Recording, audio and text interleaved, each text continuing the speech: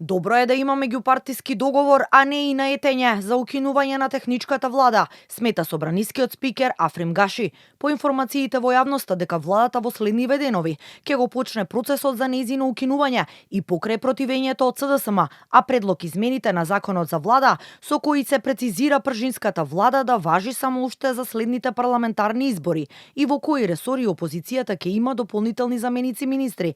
Гаши вели дека се уште нема никаков предлог од владата за ова прашање, но смета дека е потребен консензус од сите партии. Законот тоа не го овозможува и не го забранува, но мислам дека треба да се договориме, особено за такви работи кои заедно се дошло до такво решение.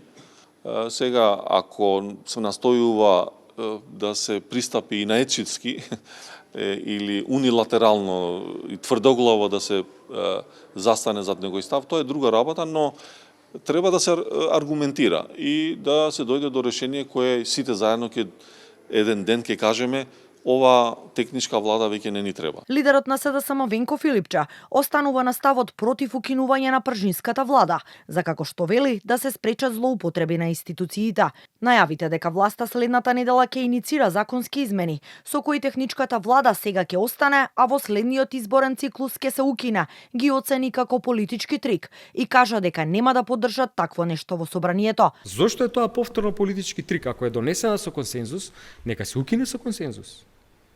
Значи, вистински фер политичка комуникација, третман со работка е да како нешто било договорено, така да продолжи и понатаму. Каков е тој став? Сега не ќе оставиме затоа што вие сакате, ние не сакаме без аргументи.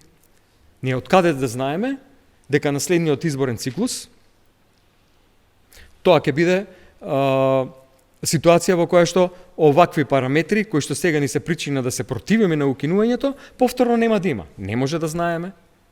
Така да сметам дека тоа не е коректно и таков предлог нема да поддржиме.